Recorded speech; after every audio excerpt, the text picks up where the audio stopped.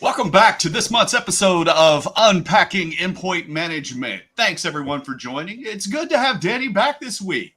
He's been off literally traveling the world, working with customers and engineers, further advancing the Microsoft Endpoint Configuration Manager product, which is why this is the perfect segue into today's topic. Now, normally, when we present a topic, Danny and I invite a product manager to come on and showcase the product feature and the topic.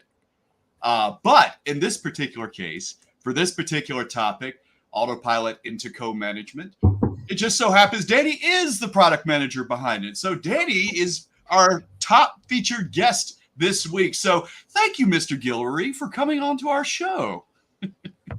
Hey, everybody. How have you been, Danny? You've been traveling a lot.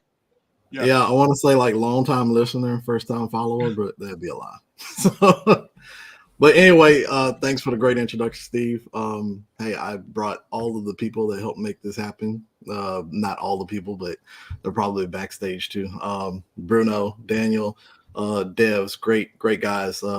I just draw stuff. You know, these guys and other people actually make it happen because you definitely don't want me opening up any type of code. Yep. Two great MVPs down there, Johannes, Adam. Appreciate you guys chipping in on the private preview, being able to make all this happen. So tons of more people behind the scenes that actually help make this happen too. So I'll let everybody do a round of intros. Everybody knows who me and you are, Steve. But Bruno, you're at the top. Go for it. Intro. Hello, I'm Bruno. I'm a developer. What else do you mind to say? Hey, that's perfect. That's perfect. Good. Awesome. I guess I'll be next. Hey, everyone. My name is Daniel. I'm a software engineer here at Microsoft. I've been here about 2 years and been working on Autopilot Intune Management. Really excited to be working on this product as well as hearing what some of you customers have to say about it. So really excited to be here, and thank you. See, Bruno, that's how you do it. I was thinking the same thing. Dang, Daniel, just like totally left Bruno out there. You caught me by surprise. It's all right. It's all right. So I'm Johannes Christiansson. I'm a Enterprise Mobility MVP. Cool. Over to you, Adam.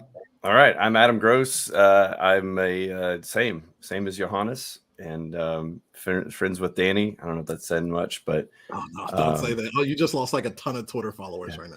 And Johannes and I are also co-hosts of Intune.training. So go buy some merch. Yay. So while we wait for more questions to stack up in the chat, let me just kick it off by asking what most people are wanting to know. How does this improve the Autopilot experience for devices? Do you want me to chip in on this? Go for it. What are we talking about? Yeah. So about a year ago, I wrote a blog post about how to install the config manager client during Autopilot in a reliable way. And it got about 5,000 hits. So, and the way I was doing this before Danny's new feature came out was we would pre-state the config manager client content, and it would set up a scheduled task that would run on the first logon of any real user. This was just to make the whole process smooth and reliable. Now you don't need to do any of this.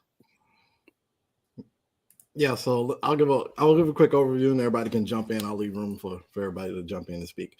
So about a year ago when I came into the feature PM org, this feature was announced like 2019. So it was like, hey, we need you guys to go ahead and ship this. At the time, I did not have these two devs, MVPs, a community had heard about it. The two devs were like, they came in later and was like, what is this? But essentially what this feature was built to do is to help customers get into Intune, unblock them from getting into Intune, but maybe you need the SCCM agent to do some extra stuff. So you basically get autopiloted through Intune management, essentially. And how that helps is that we've documented, right, the MDM way to install the SCCM agent. You go to the Intune portal, find your apps, and you do the MDM thing, the agent where you MSI application. So you grab that bootstrap and you install it that way. And what we found is that created what's called a flip-flop issue. And I'll define what flip-flop is, just level setting everybody. Flip-flop was right, your device was compliant in Intune, and then as soon as you install the configuration manager agent, we yanked all the workloads over, and then your device immediately became non-compliant. And because of that non-compliant state, right, where the impact actually happened was if, let's say, maybe your security team put a conditional access policy in your environment and said if you're not compliant, you get blocked the company resources. So the flip-flop literally had to do with the compliant state of the device, and you were impacted if you had a conditional access policy. So once you put those two together, your device went from compliant, non-compliant, and then sometime later, it would go back compliant. So essentially just level set everybody. That's a flip-flop. So what we did is create an Autopilot and co-management. That way you can install the Sccm agent through Autopilot during UBI in a supported way that you did not end up in that flip-flop issue. So I'll pause there because I can say a lot more, but everybody else chip in. Thoughts, ideas, comments.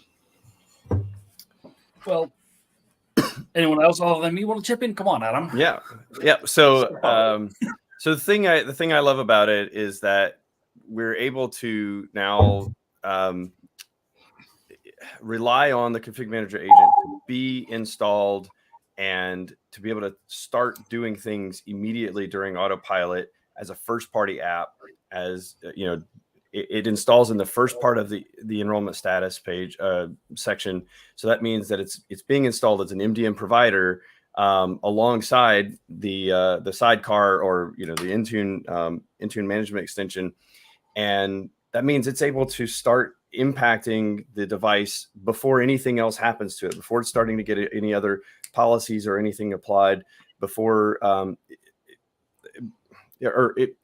the fact that you can use the task sequence provision TS command to be able to launch a task sequence during Autopilot to do your customization, to do your app sequencing in the right order, or the things that you would normally do during a normal OSD task sequence. You can now kind of leverage those sorts of things directly integrated into the Autopilot process. So if you're still in that, like many of us, you've got this on-prem stuff you've been doing for years, trying to make the transition. You're comfortable with this. It's cleaner. Maybe you've got some app dependencies that just work better within a task sequence that don't work coming down randomly as apps from Intune during Autopilot. It's a great way to be able to get some control over the Autopilot process and ensure that your devices are getting managed right out of the gate. Yep. Good. So, Danny, what's required to get this set up in my tenant? Let's say I have an existing Intune tenant. What do I need to do? So, first off, you want to go to your configuration manager environment, copy the URL that you have for your cloud management gateway. So that's a requirement, obviously, right? You need an Sccm infrastructure. You're going to also need a cloud management gateway. There's a URL when you click on the properties of the cloud attach area. There's a URL if you have a cloud management gateway configured. That's your URL. You basically copy that URL. Tell you what, if somebody can put my screen on the screen, there you go, reading my mind. All right, so if you go look at your configuration manager console, you'll see the Autopilot and co-management settings right here. We basically called it co-management settings. So you may hear us call it Autopilot and co-management. That's just kind of what we've been calling it internally. As you'll see it in the console, it'll be co-management settings. So if you come in here, you'll see basically things I've been testing. And you create this profile. And if you look at this profile, you basically see it is such a simple configuration, but can have so many different impacts and value, and there'll probably some confusion too, especially with it being new. So this is my command line. Basically, it came straight out of Configuration Manager. Right after I have that Cloud Management Gateway, I have this URL that I use, and this is the URL I use.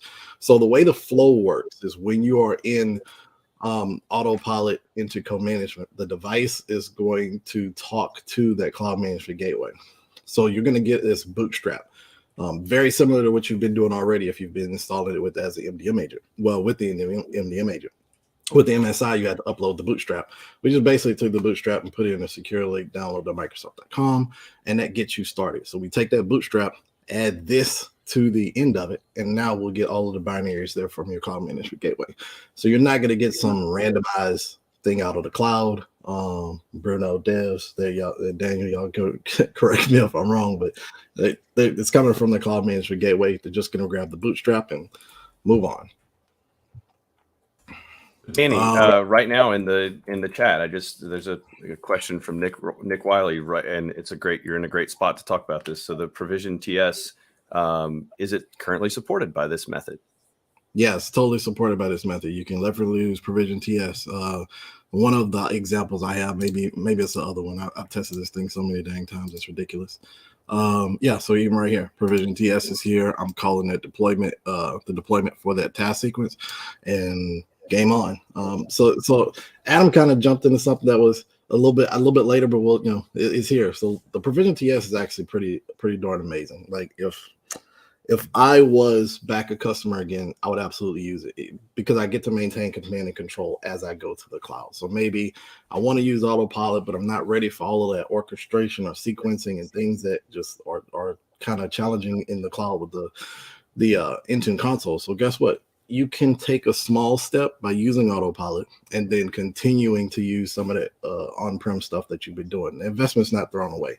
You can, and then as you continue to use that task sequence more, maybe you wind up using it less because you start adopting more cloud. But like customers may hear me say command and control a lot. That's what I mean. I mean, you want that command and control as you go to the cloud. You won't want to just say, hey, I want to go put apps in the cloud and dump everything there and then start having to deal with the unknown because it's new. And how do I script this? Or how do I do this? You basically start doing square peg round hole. See it all the time from customers. But this is what I mean. When I say command and control, this is a perfect example of it. Anybody Once else? again, I want to remind everyone that you can post your questions at aka.ms/UEM. If anybody wants to see kind of where that URL is, this is literally the URL I just straight up copied out of my configuration manager. That's the URL you need. Copy, paste that, and game on. Things can start, I won't say getting exciting, but you'll start to explore a new world. Last thing I'll say, and I'll shut up and let everybody else talk. There's another setting in here that we have called this override switch, and let me explain. I want to be very clear on what this does. So the override switch, basically, when you install the Sccm agent, let's say this is great for like MMD customers or a customer that's fully in the cloud but still has a bunch of apps in CM they may want to use. You can absolutely take this slider and move it over to yes. And what this will do is we'll install the Sccm agent, but we'll then immediately set all workloads to come from Intune, regardless of what the Sccm estate says. Straight up, all workloads come from Intune. So the pro and con there, well, more pro than con. Sccm will be treated like think of it like a break glass scenario. So a lot of customers are going to cloud, adopting cloud. They want everything in the cloud, but just in case they need to do something quick, fast, hurry, traditional, etc., well, for whatever reason, they still have the CM agent that can go back and do whatever they need in a snap. Question from Timothy. Best way to monitor and confirm on the endpoint that it actually got this co-management profile? Best way to confirm it got the profile.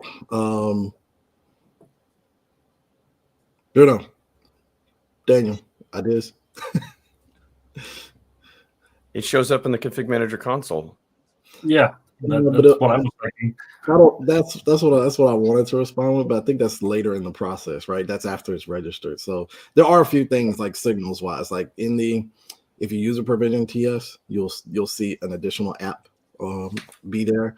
You'll also maybe not notice a delay in what is it? Device preparation. There's a very last step in device preparation that's waiting for MDM authority. I think it is. You know what? I'm actually skirting it, but here it is right now. Preparing your device for mobile management. Yep. And I think this is it right here. That's an error I was going to show y'all later, but this is it right here. So this is literally exactly how I've been testing it and show Bruno and Daniel how to do it too. We all this is how we validate a lot of stuff.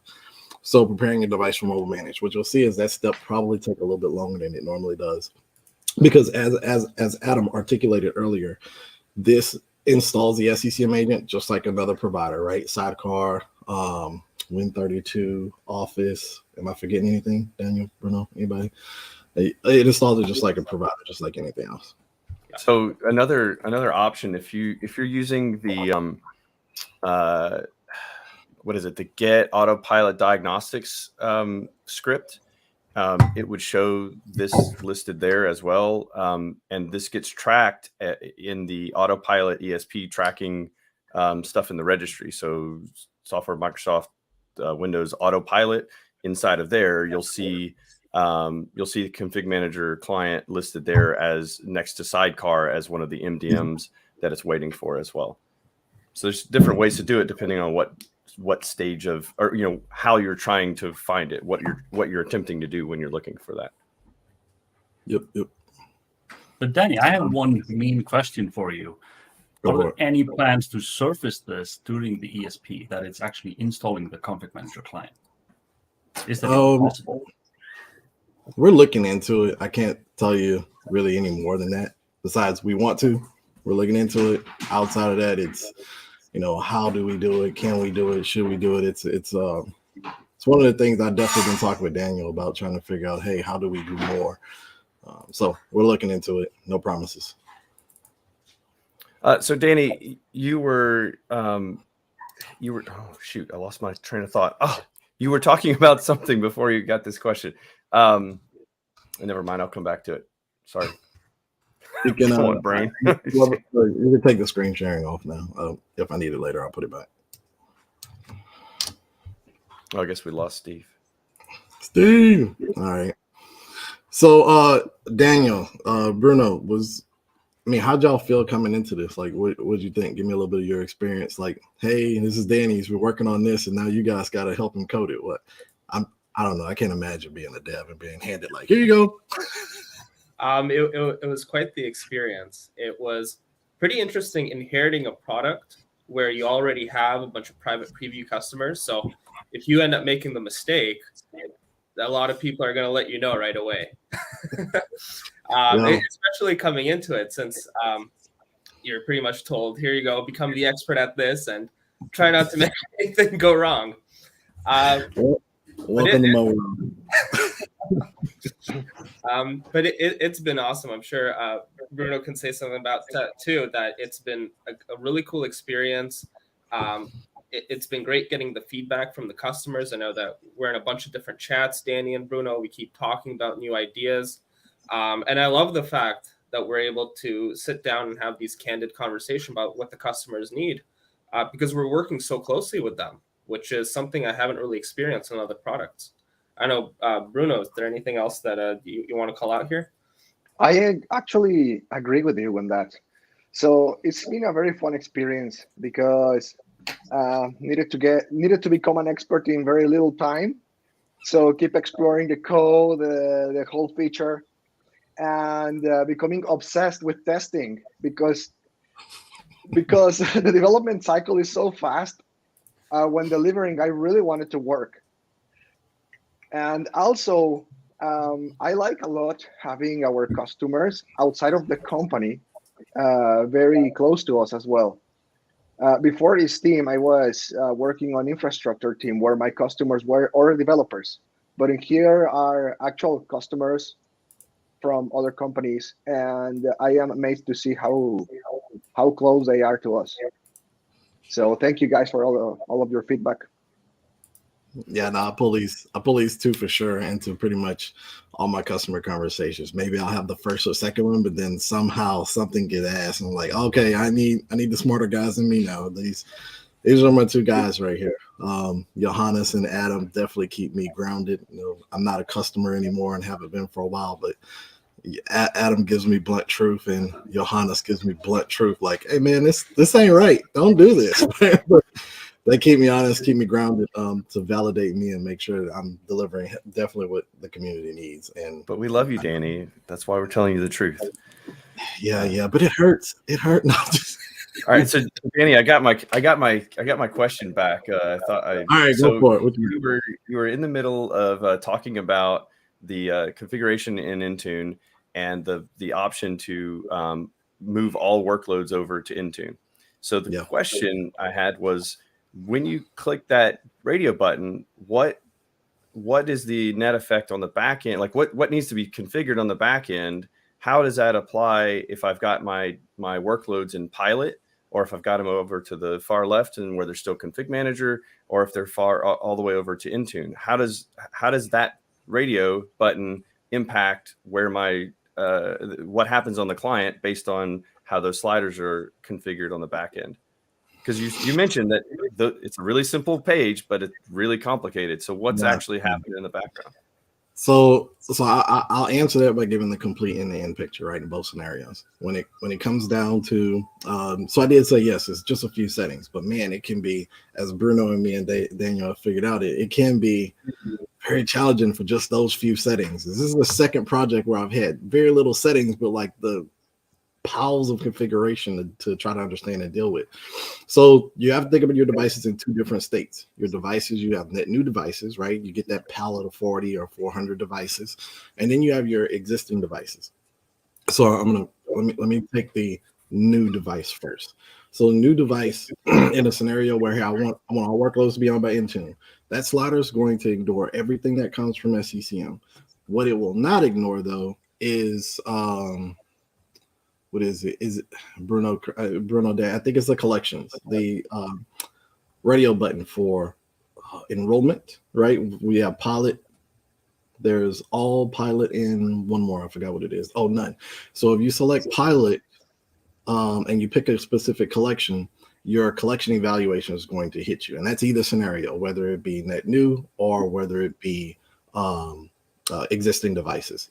It hits you because what happens is when you use that override slider, and the reason customers will use that override slider is because if you look at the apps, a lot of customers still have a lot of their apps in Sccm. So because their apps is stated in Sccm, it's a heavy lift to like move all those apps from one to the other. So it's a level of effort. So hey, you would use that so you can actually leverage your apps estate from configuration manager. So as you go through and do that, you would use that slider basically, because you wouldn't repackage all that overnight, especially if one of my customers I know has got 4,000 applications. So there's a rationalization obviously you got to go through too. So let's stay with net new. So in the net new scenario, Sccm agent is installed, that policy is put on the device. We basically say, hey, just ignore all the workloads, and all the workloads come from Intune. So what do you need to have configured? Whatever you need in the cloud from the cloud perspective. So whether that be device configuration, maybe you're deploying apps from Intune also, BitLock, all the things that you can do in that cloud console. And that's what you would do from jump. If you want it to be like crawl, walk, run, you could move that slider and move all policies into. You want to make sure that device is in a group that doesn't have anything targeted to it, right? Because you just I'm just thinking like my process when I was on the other side. Just put it in Intune. Let's see what effect it has, and then once it's in the cloud, then I can start layering on, dare I say, complexity, but layering on my configuration of my organization. Customers may hear me say shaping the device to the corporate standards. That means whatever your corporate standards are. So whatever you're doing for those corporate standards, shape it the way you want it. So again, my process would be just get it in tune with as minimal impact as possible. And then I want to layer on my corporate configuration. That corporate configuration will net to what we would call the baseline. And then that would be our V1 that we would deploy out to to our whole estate. That's what I mostly see most customers do. Adam, Johannes, what do y'all do? Y'all have your own organizations and your consultants too. So is that what you guys see, or am I just making this up? Well, I think we were both in-house IT, and I flipped the switch. Yeah. I'm going cloud only as much as I can. Yeah, I don't want to mess around with clients, being in dealing with collection memberships and things like that. We moved to production for all the sliders as quickly as we possibly could, because of the complexity of trying to manage. Okay, we got to make sure these devices are in the collections and all these things, and which. When you've got existing clients, it's not such a big deal because they're already in the console and all that. But the challenge really comes in once you're kind of in this boat, doing traditional OSD, even not even talking about this piece of it, but just the co-management sliders in general, you potentially are going to get policy applied from different places, but not the place you want them applied from until the device gets in the right collection, and collection memberships update, and the client gets client sync, and there's a bunch of things that have to happen in the background to make this work if you choose to use pilot collections instead of sliding the slider all the way over. And so you end up with some really weird opportunities for the client to get into not great states as they're getting on-prem stuff, and then getting the policy and getting the slider configs, and then moving to Intune. So moving all the way over, I think really helps. And so as you're doing this, as you're using this new feature, I would highly recommend getting those sliders slid all the way over to production, just to make this experience more dependable, more reliable, predictable, all that sort of stuff. What we do for a living is complicated enough already. There is no reason to make it even more complicated. So just keep it simple. Trust me, it works. All right. So we've got some other questions coming in, and I think Steve's still having some trouble with audio. So I'll help get some questions going here. Okay. So once we configure the policy, will this reinstall over existing clients? And if so, how do you manage that? Yeah, Daniel, correct me if I'm wrong, and Steve, just feel free to come off mute whenever you can actually talk. Can you hear me now? Hey, you're back, guys. All right, I'll keep going. Just jump in whenever. Daniel, Bruno, yeah, it will reinstall over the other clients. That's something I'm basically, I'm trying to figure out how, why, and when, what scenarios that is, but I have seen it. Hey, when you deploy, so you actually bring up that already existing devices, other lane I was talking about earlier. Yeah, if you deploy this to devices that already have the Sccm client, it will reinstall. I've seen that happen. I can't remember, but I think there is a switch that you could use to stop it from doing that. Adam, Johannes, maybe one of y'all will remember, but there was a switch that we had. Always reinstall command line option that you can set to 0, I think. But I don't know. I haven't tested that from this scenario to see how that actually plays out. So you know what, you bring up a good point that I a little bit of a soapbox about. A lot of customers in the private preview related to this feature, when they use it, they started these well-seasoned configuration manager people and some new people too, but they started thinking, oh, it's a different process or it's a different thing because now it's Sccm. Like, don't overthink it. The same things we've used traditionally from all our switches, all the configuration.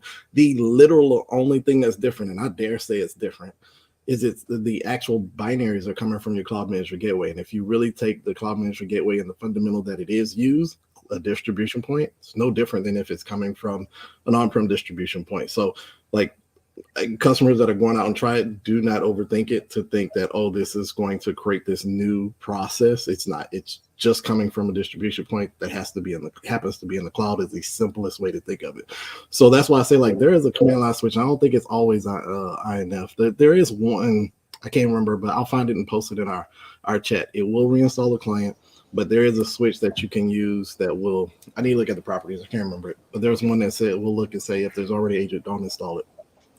I'll figure what that out is, and I'll put it in our just a little bit of housekeeping. If you're watching us on YouTube, just want to remind you that if you would like to comment or ask questions, go to aka.ms/UEM.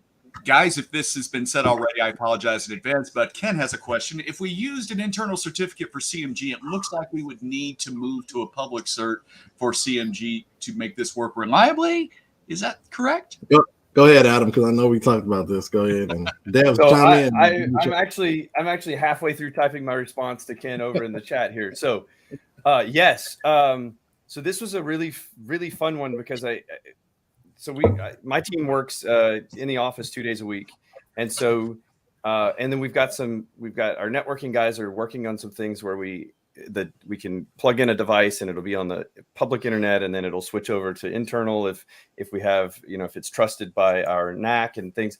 And so we have like multiple different ways that we've been testing Autopilot and getting really inconsistent results when we're using this feature. And it's like sometimes the client would install and sometimes it wouldn't. And So I went through and like played with all the different command line options that were available, trying to see, can I get this to work? And I remember I was yelling at Danny about it one night, and I sent him the logs and everything. He's like, dude, why is your install command line so it's so crazy? Just use the basic one. I said, because it doesn't work, Danny. It doesn't work. And he said, yes, it does. So then one day I was in the office, and this light bulb came on. I said, oh my God, I see what's going on. I looked in the logs, and it was giving me cert errors. And I started digging in, and I thought that we had addressed this with our security team back when COVID first started, because we had issues when we set up our CMG originally.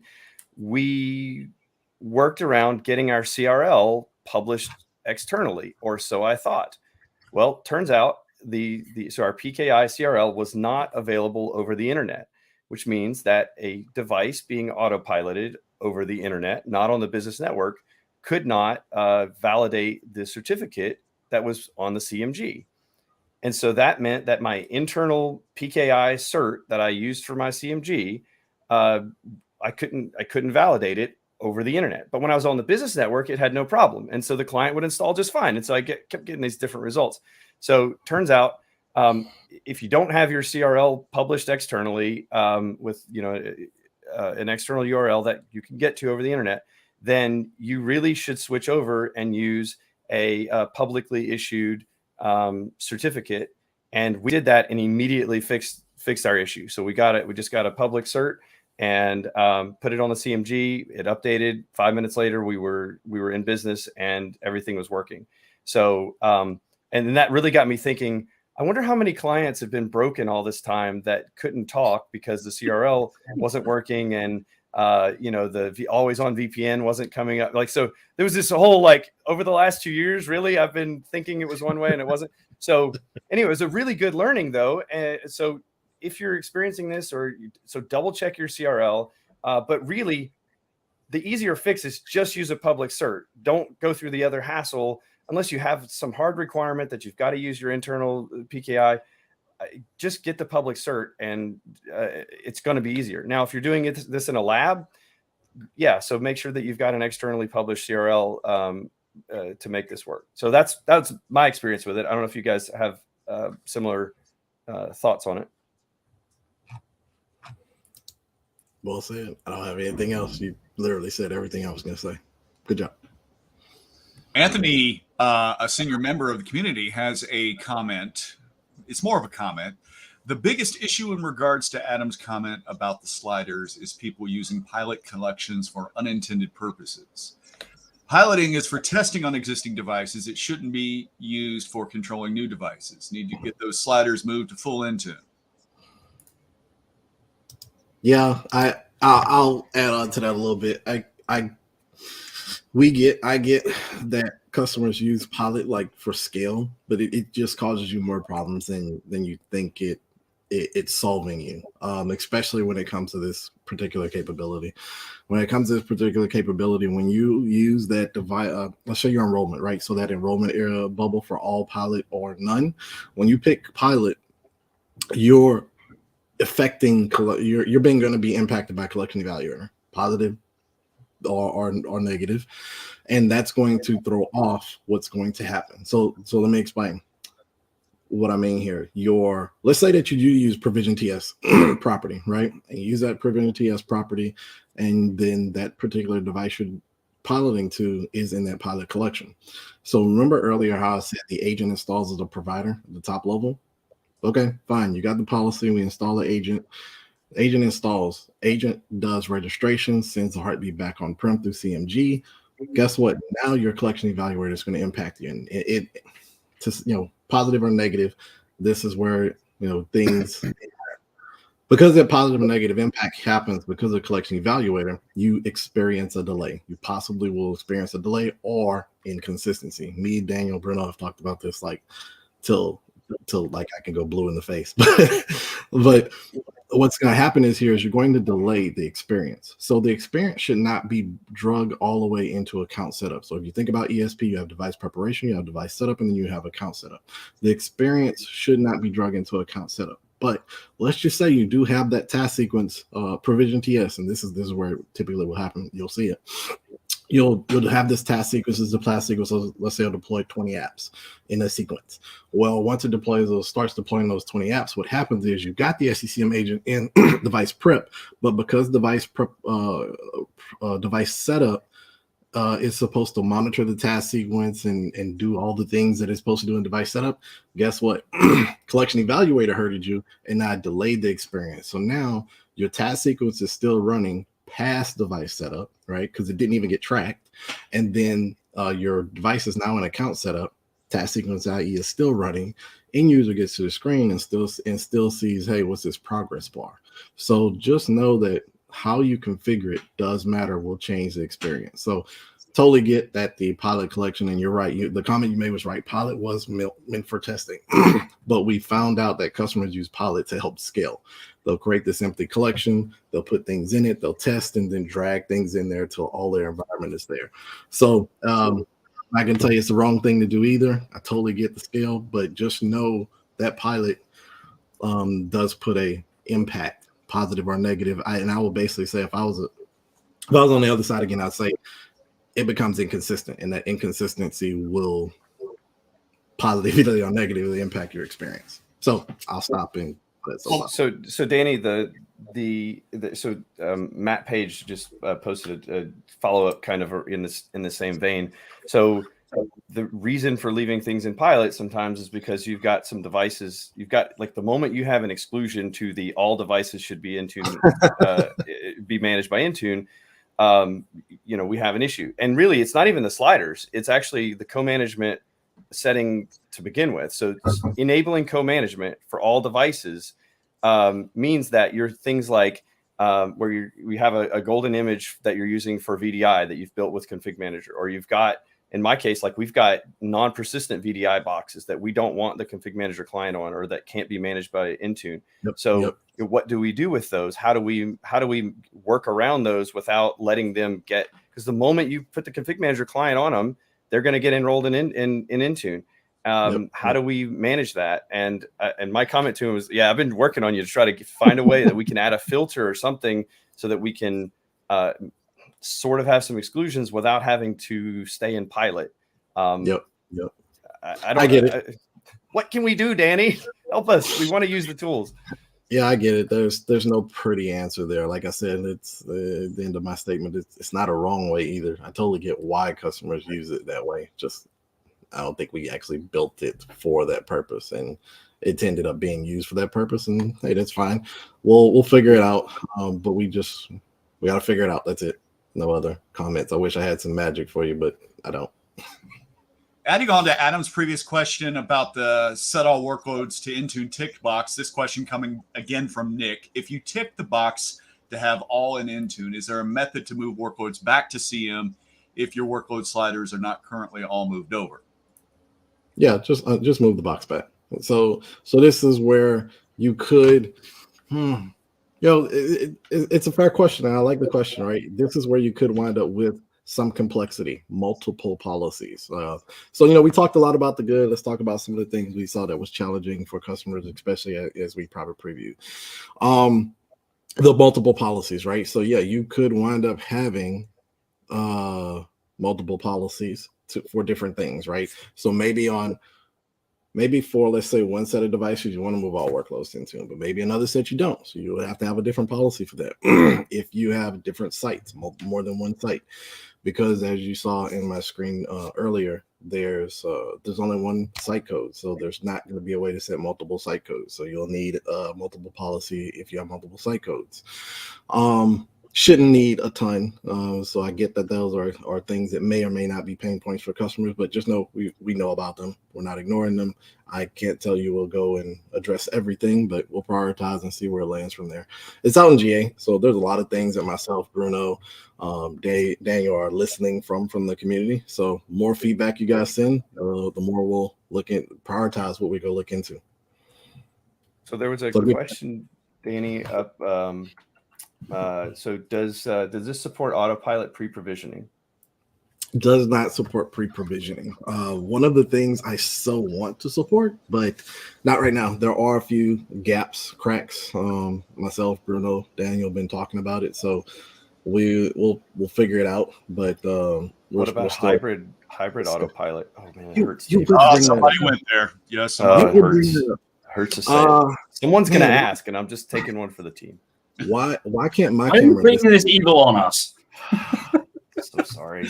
All right, This I'll would be see a myself perfect time out. for technical difficulties. No, I'm just kidding. No, look, I own it. I'm accountable. It does not support hybrid.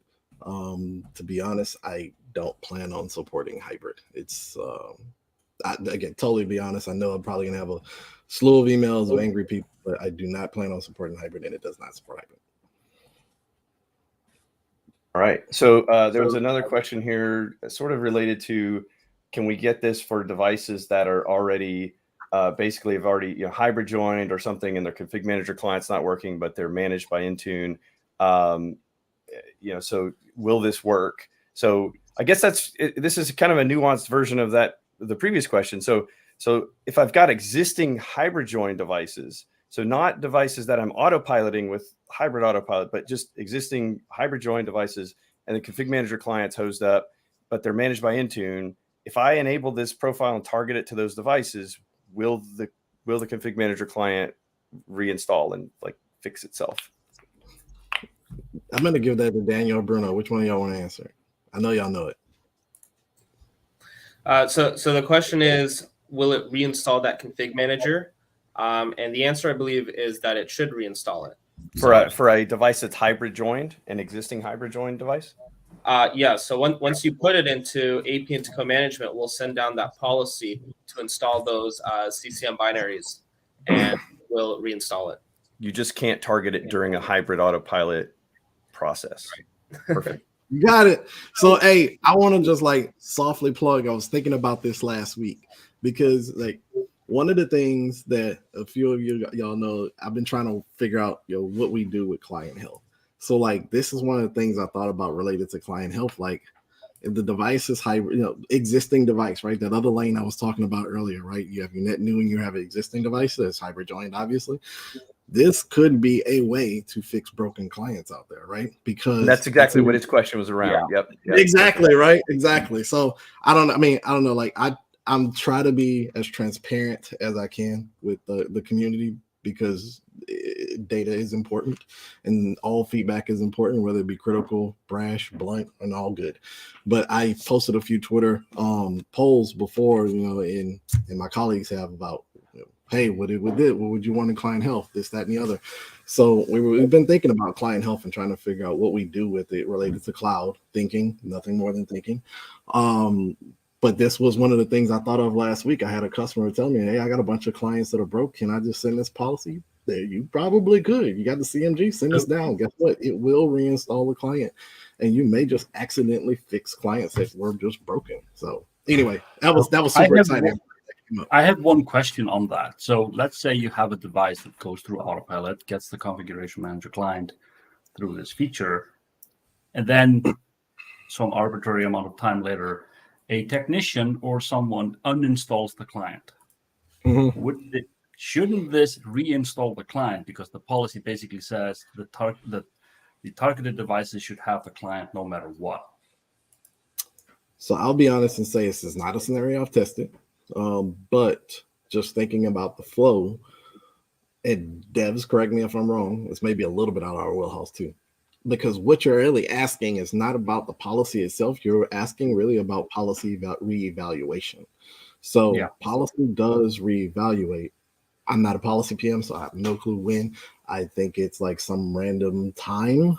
It definitely is documented because I do remember seeing the documentation, but I think it will. Devs, if you know, fine, speak up. If not, no big deal. We can go find it out. But I know I specifically have not tested that scenario. Furthermore, to add to this, I know there are probably people thinking about this. So we set this up today, and then 2 years from now, we decide to go Intune only. Removing devices, stop deploying this. If you stop deploying this policy, shouldn't that then uninstall the client from the previously targeted devices? No, it's a way to get rid of it. Yeah, no. So Daniel, Bruno, jump in if you want. I don't. I know it won't uninstall, but Daniel, Bruno, jump in. That's right. It won't uninstall the client. So we don't send that kind of policy down. Is that partially? I mean, I know it's probably at least because you didn't design it that way. But like, are you tracking anywhere on the client that says that you installed it via this process versus pushing it from some other mechanism, like just pushing it from the console? Is there a way to know that how the client got it pushed down? This is why I talk to you guys. That's a good question. I never thought about that. But so why would you want that though? Now I'm intrigued. To Johannes's point, I want to know, like, so what if I accidentally push the client down to like, I'm targeting all devices, and then all of a sudden, like some like person, somehow a user enrolled their personal device in Intune, and now they've got the config manager client installed. Knowing that it got installed because of this feature versus installed from some other push would allow me to be able to explicitly target only machines that got it from Intune,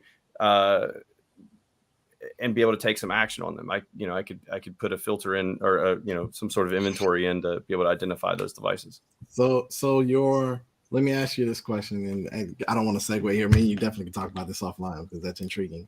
But you said knowing whether it's installed from Intune, you can install the agent several ways from Intune. I meant specifically using this feature from Intune. Gotcha. Sorry, yeah. So let's sidebar that one. I totally want to talk for like a whole hour on that because that's intriguing and probably can bring us some other things. But see, this is why I talk to you guys. You guys got good ideas. I wish I could do them all. Like, there's tons of ideas. Just to be fair, like I totally get lots of ideas from everybody on Twitter, everybody that does follow us. Like, great ideas. I wish I could implement them all. Like, keep them coming. The way I see it is that the policy should be basically as a description of the state of the targeted device. So this policy says the config manager client should be on it. If the policy is removed, then surely the client should be removed as well. Yeah. That's my line of thinking. But then I'm also thinking like a few years ahead, because inevitably I want to get rid of config manager when I can. That is inevitable, at least for me. All right, now we can stop, bro. That's good stuff. What else we got? To Johannes's question, he would be curious as to what the detection method is for this, as it's a policy and not necessarily an app. Will it recheck if the client is installed? Yeah, that's back to that same policy reevaluation question. So, what's the next one? I keep refreshing. I haven't seen any new ones at this point. Okay. Then we'll get to my questions. And what you got? Well, why did it take so long for us to get dark mode in the config manager console? I've been waiting for that for 5 years. Next question. Next question.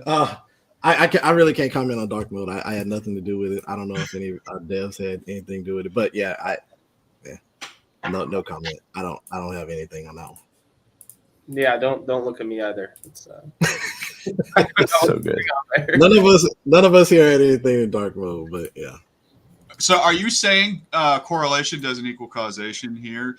Pretty much. And he becomes config manager product manager, and I get my dark mode? Like causation, I don't know. Wasn't me. That absolutely wasn't me. Nice. Okay, let's see. Any plans to make the life of an Intune admin easier by making Intune reach with logs like Sccm? No comment because we're not those guys. I can't tell you I've heard any conversation about it either. Not saying that there's not conversation, just not the right group. I mean, Intune does technically have the collect diagnostics logs button built in. You can click the button. Yeah, it's apples and oranges when you're making the comparison there. Yeah. It is. Well, it's also different too, right? Because if you're a config man person, there's a logs folder that you can just go to town on, right? Yeah. And it's in Intune, you have some logs, then you have event logs, and then what event logs, and then event logs are baked in with every other thing about the machine. So anyway, we're not here to talk about that. Just I don't want to segue into bad water here. So Danny, what's the experience? I know the answer, but for the audience, what's what's the experience when I'm using the Provision TS, and it gets to the install apps step of the enrollment status page? Is it going to show me all my task sequence progress dialog and tell me what app it's on and all of those wonderful things? Let me type a message to the people in the back to turn your camera off. It's gonna come up, Danny. Just answer it already. No, fair. No, good question. No, really good question. It does not.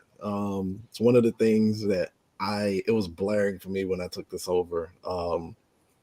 Because like I was characterizing earlier, right? If I want to maintain command and control, I'm gonna do one thing at a time, and then using that task sequence is something I'm gonna do very soon because it keeps me with command and control.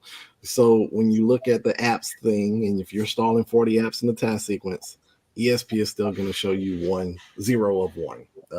It is one of the things I really want to fix. I really believe user experience needs to be important, especially when it comes to this. We just haven't had time to fix it, haven't had time to address it. There are some low-hanging fruit, like I can share what we are thinking about. We definitely want to get filters in there. So we can have filters as a part of the process. We definitely have heard feedback about the task sequence progress. It being in the background, right? So your ESP sits in the foreground. I did have some customers say, yeah, we want that experience. So I would love to try to find a way to get that out there. And the apps, I really would love if ESP could show a little bit more detail. Personally, I would want that, and I know I've had customers in the private preview ask for that too. Like, hey, can we get something that says it's installing the agent, not installing the agent? Can we get something that says, how many apps it's installing in with that task sequence? So questions that customers have asked. There's just a lot to do, guys. I really want to empathize and show like I want to do these things. We want to do these things. Just there's only so many hours in the day and so many people are working on it. So it's sometimes it's just very hard prioritizing what we can do and innovations and other features that we're working on too.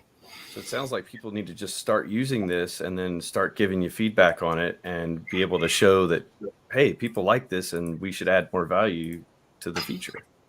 Yeah, the louder the voices get, typically, the higher we'll fight for it. When we're prioritizing and looking at, like I said, there's tons of ideas and just never enough people or time. So, the more people use it, the more louder the voices are. Like, please be loud in the things that you want. Please be selfish, because selfishness. You work for an organization, you work for a company. Be selfish. Ask for the things you want. We can't do everything, but we will definitely try. I'm super passionate. Anybody that knows me, I don't do things I'm not passionate about. So this is something I'm definitely passionate about, especially the cloud attached space.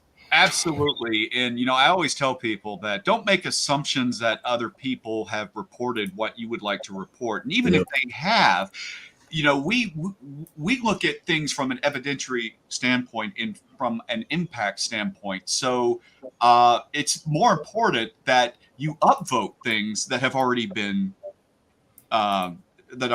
submitted through our various feedback channels, and we have all sorts of listening signals all throughout the interwebs there. But yes, always never assume that you're that someone else is doing it, and always upvote feedback, whether it's through our OCV platform or even something like the Feedback Hub. Always. Hey, so we've got 2 more questions that have come in, and we've got just a couple minutes left if we want to. Go for it. Let's see. Right, so there's is there a demo or soup to nuts walkthrough of the new feature? I do have something I could post, but I'm just being honest. It's not exciting to watch. If you've seen ESP, it's literally ESP. If you want to see what's going on in the background, you will hit Shift F10 and then go look at Windows Sccm setup. Again, same process you've always been doing. There's really nothing exciting. Sounds like they want a Microsoft Mechanics style video. Yeah, we'll check on that. Probably do. It sounded more like a boring video that we should put on Intune.training. Just saying. Yeah. What are you doing tonight, Danny? We got a time slot open to record tonight. I don't know. We'll see. What's the next one? Let's see. The CCM is updated during the installation automatically to the most recent agent. when does this happen with the parameter? Is it a scheduled task? I'd like to understand. I don't get the question.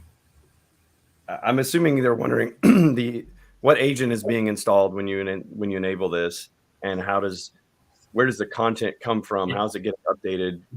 Yeah, we talked about this earlier. Daniel, Bruno, I'll let you guys have it. Yeah, sure. So the content is hosted on cloud, and we offer that. We're actually the ones that are setting the version for what's being sent down in that policy to install, and we try to keep it at the most up to date. Right now, I don't remember the one that we're serving. I believe, Danny, do you remember? Was it 2111? Yes, 2111. And remember, you're going to get just the bootstrap. Like, I want to make sure everybody's clear. You're not going to get some random version of the SCCM agent out there. If you're on, God forbid, you're on some other version than 2203, you're going to download a bootstrap, and then the bootstrap will call your CMG to get your binaries. So you're not going to get some random version. You're going to get whatever you have deployed in production. So you know how in your client settings you can have production and pre-production? You're going to get whatever you put in production, period.